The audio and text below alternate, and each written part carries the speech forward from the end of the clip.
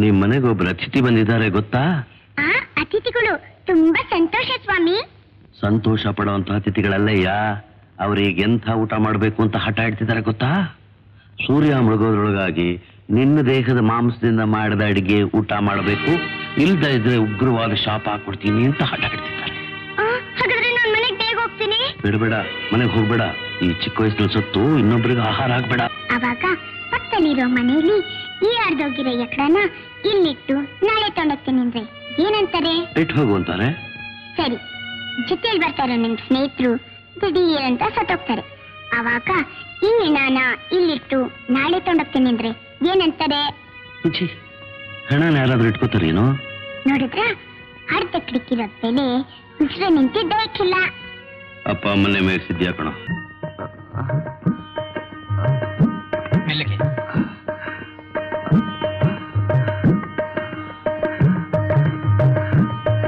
ಯಾರಿತ್ತು? ಮಂಗಳ, ಅತಿಥಿಗಳನ್ನ ಕರ್ಕೊಂಡ್ ಬಂದಿದ್ದೇನೆ, ಕಾಲ್ ತೊಳೆಯೋದಕ್ಕೆ ನೀರು ತಗೊಂಬ. ಕೂತ್ಕೊಳ್ಳಿ.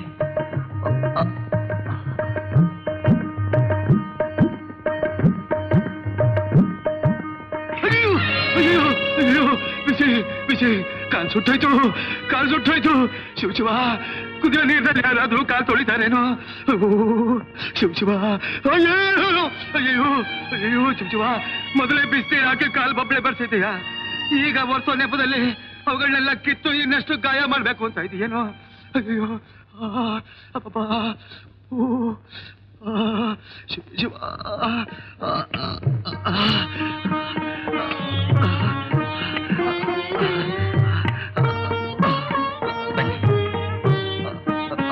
ಮೆಲ್ಲಿಗೆ.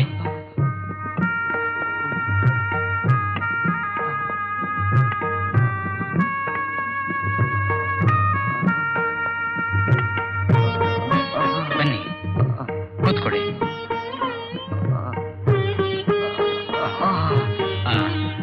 ಮಂಗಳ, ಅತಿಥಿಗಳು ಭೋಜನಕ್ಕೆ ಸಿದ್ಧ ಮಾಡು. ಏನ್ ಮಾಡ್ತೀರಿ? ಭೂಮಿನಲ್ಲಿ ಬೆಳೆದದ್ದನ್ನಾಗ್ಲಿ ಖಗಚರ ಜಲಚರ ಪ್ರಾಣಿಗಳನ್ನಾಗ್ಲಿ ನಾವು ತಿನ್ನೋದಿಲ್ಲ. ಮತ್ತೆ ನಾವು ಕಾಪಾಲಿಕರು, ನರಮಾಂಸ ಭಕ್ಷಕರು.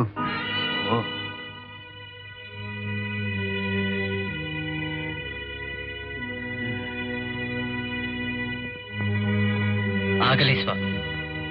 ಶಿವಿ ಚಕ್ರವರ್ತಿಯ ಹಾಗೆ ನನ್ನ ದೇಹದ ಮಾಂಸವನ್ನೇ ತೆಗೆದು ಅಡಿಗೆ ಮಾಡಿಸ್ತೀನಿ.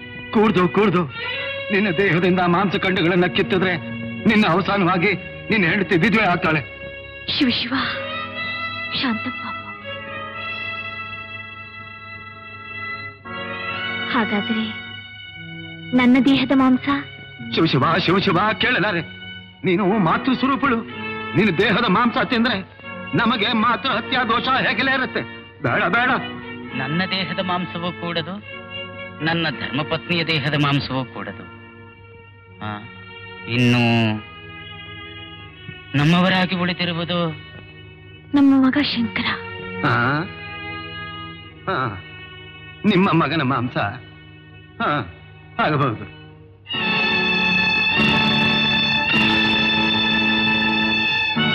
ಯಾಕಾಗ ಒಬ್ರು ಮುಖ ಒಬ್ರು ನೋಟ ನಿಂತ್ಕೊಡ್ರಿ. ಆಗದೆ ಇದ್ರೆ ಹೇಳ್ಬಿಡಿ, ನಿಮಗೆ ಉಗ್ರವಾದ ಶಾಪ ಕೊಟ್ಟು ನಾವು ನಿರಾಹಾರ ವ್ರತದಿಂದ ಸಾಯ್ತೀವಿ. ಆಗ ನಮ್ಮ ಹತ್ಯಾ ಪಾಪ ನಿಮ್ ಹೆಗಲ ಹತ್ತಿ ನೀವು ನರಕದಲ್ಲೇ ಕೊಳೆಯೋ ಹಾಗೆ ಮಾಡುತ್ತೆ.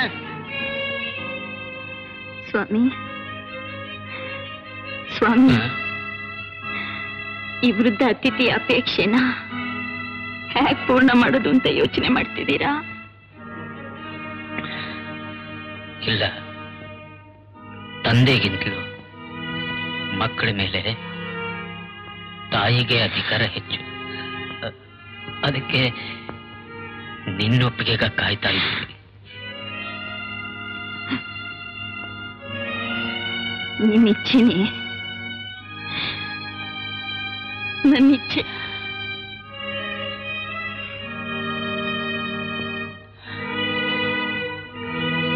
ಸರಿ,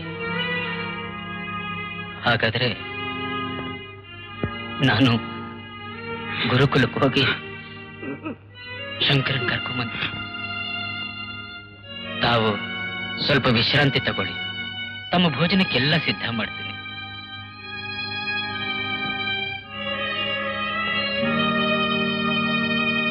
ವಿದ್ಯಾರಂಭಂ ಕರಿಷ್ಯಾಮಿ ವಿದ್ಯಾರಂಭಂ ಕರಿಷ್ಯಾಮಿ ಸಿದ್ಧಿರ್ಭವತು ಮೇ ಸದಾ ಸಿದ್ಧಿರ್ಭವತು ಮೇ ಸದಾ ಸಿದ್ಧಿರ್ಭವತು ಮೇ ಸದಾ. ಸಿದ್ಧಿರ್ಭವತು ಮೇ ಸದಾ. ಮಗು ಶಂಕರ, ಸ್ವಲ್ಪ ಇಲ್ಲಿ ಬಾ ಮಗು. ಕರೀತಾದ್ರ ಗುರುವೆ, ಹೋಗ್ಬದ್ಲ? ಹೋಯ್ ಬಾ, ಹೋಯ್. ಮಗು ಶಂಕರ, ನಿಮ್ ಮನೆಗೆ ಒಬ್ರು ಅತಿಥಿ ಬಂದಿದ್ದಾರೆ ಗೊತ್ತಾ? ಆ ಅತಿಥಿಗಳು ತುಂಬಾ ಸಂತೋಷ ಸ್ವಾಮಿ. ಸಂತೋಷ ಪಡುವಂತ ಅತಿಥಿಗಳಲ್ಲಯ್ಯ, ಅವ್ರಿಗೆ ಎಂಥ ಊಟ ಮಾಡಬೇಕು ಅಂತ ಹಠ ಇಡ್ತಿದ್ದಾರೆ ಗೊತ್ತಾ?